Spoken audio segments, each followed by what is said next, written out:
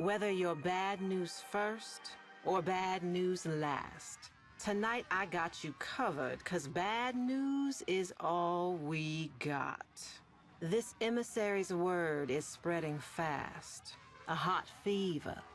Some are going to extremes to prove their devotion, trying the spores for themselves, and they're finding it too. Some lunatic spikers jacked the solar nav and flagged the derelict zones for all to see. Old haulers and new hopefuls out there are proving just how smart most people aren't. Yet Kanga's ranks are growing, arming themselves for the safety and security of our emissary, setting the stage for a great assembly to come. Buzz is Arlo will break his silence. Till then, dreamers, check under the bed. A fresh brood is sprouting up along the rails, and it seems they have the scent of those blessed by the emissary's touch.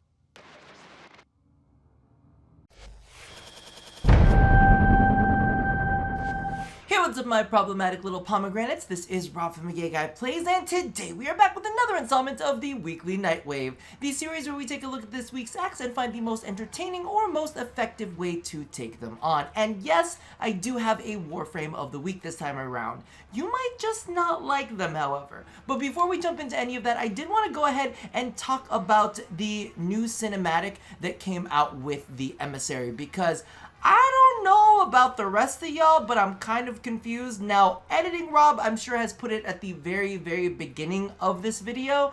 And I just needed a moment to decompress, because legitimately, just a little bit before this, I actually always like to save like my first impressions for when this series comes out. And I don't get what the hell's going on. Okay, I even watched the other 2 episodes to try to clear it up in my brain, but what it seems like is that Arlo and the old man that is puppeteering Arlo, or whatever the hell is going on there, they are amassing followers, yes, so I understand that. Like, all of these people are like, ooh, I need to get the attention of Arlo, like, Arlo is our new queen, like, you know, slay, all of that kind of stuff, and everybody is trying to, like, come to Arlo's side, and they want to protect him and all that kind of shit. But why are they jumping into spores?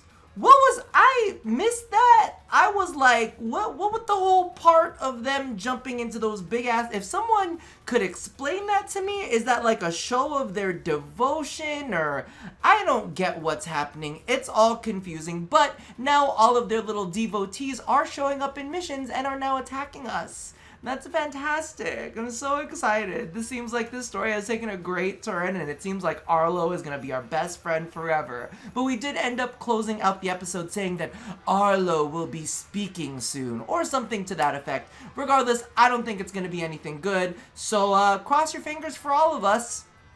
Anyway, let's go ahead and take a look at what we've got for this week's missions, and let's take a look what we've got. Wow, grammar is gone, but these missions are here. So we've got graffiti, deploy a glyph while in a mission. It's missions like this that I always forget until it's too late. Then we have animator, fully socket 3 ITAN sculptures, very, very easy. Assassin, complete 3 assassination missions. That poor sergeant, he's just gonna get rammed through again this week, isn't he?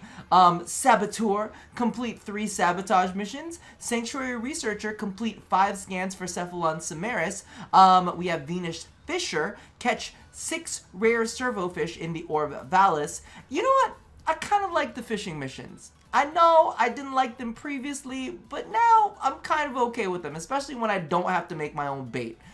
Defense, complete a defense mission reaching 20 waves. And this is, of course, our Elite Weekly, and the other Elite Weekly is Unlock Relics. So, the best way for us to go ahead and stack this is to find a defense mission that has fissures in it so that you can unlock your relics and get your 20 waves of defense done. In addition to that, anything that's left over, you can always go ahead and find a sabotage mission that has relics in it as well. Now, I don't know if assassination missions spawn with that option, but if they do, go and get it where you can get it.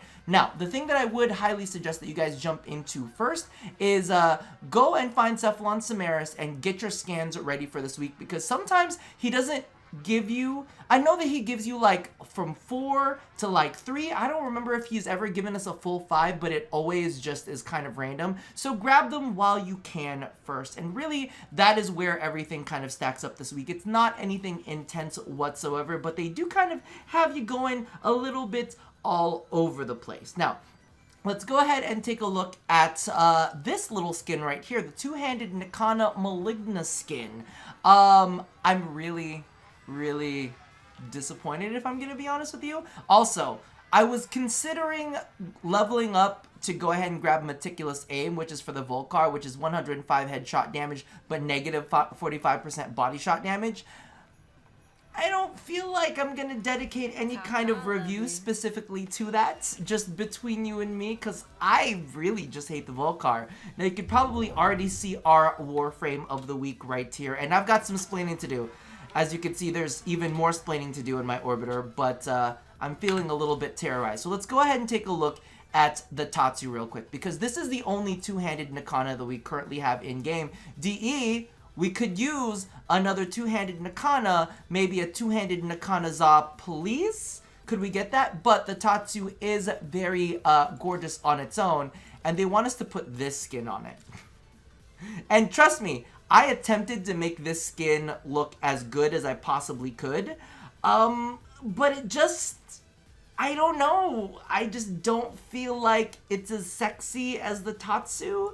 Let me know if there are any of you guys that absolutely love this aesthetic for it. It looked kind of good, but now it just looks like big and floppy. You know, the Tatsu looked kind of like elegant and it had all of these energy plumes on it. However, this time around, it just kind of looks big and clunky. I don't know. I'm not going to be using the skin myself. I prefer the original skin. Like, you got some thick competition, bruh. Like, you can't be showing up looking all floppy and gross and think that we're going to end up using you. Regardless, let's go ahead and take a look at our Warframe of the week. Now, it did take me a second, and as you can see, I've used a very vibrant metallic on it. It's actually from the Beach palette. I've really fallen in love with the coral that we have there. Now, if you want to tone it down a little bit, you can actually go ahead and use a darker color, as you can see here. By the way, all of the color codes are going to be down in the description box below, just in case you guys are curious. But I did want it to be a little poppy,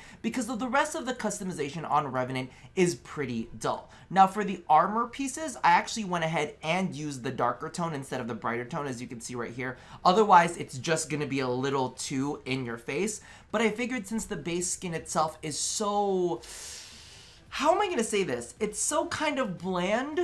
I needed something to have a bit of a pop, so I did go brighter on the base skin itself. Now, I want to confess, I don't think that I've done a customizing Revenant video, and it's because I have not been inspired by Revenant all that much. And actually, before I started recording this video today, I wanted to go ahead and give it another shot. And I would like to report that nothing has changed. I still feel extremely like uninspired by Revenant. And the other tricky part about Revenant is the fact that his base is kind of textured in this stony texture. And as you can see, even his own shoulder pieces, the ones that came with him in his set, don't share that same texture. So I was putting different like armors on him, and I realized that when I was copying over the colors, it just wasn't working, and it wasn't working because of that texture. So that's probably one of the reasons why I kind of steered clear from him. But this is what I'm happy with so far, and as you can see, I did go with like my spirit energy kind of color for him. I do have other customizations for him. My main customization is this one right now. I'm not necessarily 100% happy with it. But maybe I'll go ahead and leave this down in the description box below as well. But it's pretty much the same vibe, except it's very rose goldy. And as you can see, I didn't even update the energy colors on the armor yet. But I'll leave all of that down there in the description box. This will be customization A, this will be customization C. You don't want to see what's on customization B because it looks kind of absolutely nutso. Now, the thing I have to say about Revenant, And why I stated earlier in the video that people are not necessarily fond of him, I feel like he kind of suffers from the same vibe as Wukong, where, oh, he's just invincible, and then he has a couple extra little bits and bobs that make him seem cool. But what I've actually been enjoying using him for is, let me go show you the build while we're here.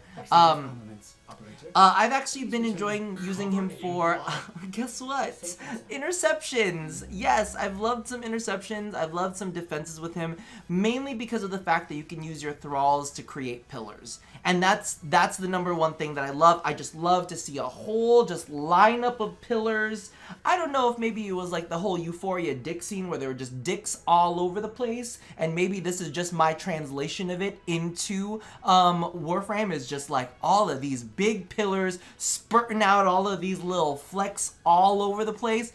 But I have been finding that very, very entertaining. Now, I don't know if there are any Revenant mains out there. You guys, if you're there, like, reach out and say to the world, you know, Revenant is a lot cooler than we think he is. But me personally, I think that he's one of those ones that I want to love, but I'm not quite there with. So do me a huge favor and let me know if maybe there's something that I'm missing out with Revenant. Maybe like a crazy synergy that I don't know about that'll make him more interesting to me. But so far, this is all we've got. And as you can see, one of the interesting things I've done with this build too is I've only tossed on a Prime Vigor. I haven't actually put on many survivability mods on him just because literally his second ability just makes him invincible. And not only does it make him invincible, it also gives him the ability to legitimately stun enemies at the same time. So he can stun them, he can charm them. Yeah, there's a lot of things he can do. I mean, I guess maybe he's the more interesting Nyx? I don't know. Regardless, leave all of your feelings down in the comments below. That's it for me this week. Let me know if there's anything else you'd like to see as well. Maybe you'd like to see some other underrated Warframes be covered. Oh god, they're just all humping me now. Oh, there's a third. So as always, love somebody, hurt nobody, and touch your body. I'll see you guys next time. Bye-bye.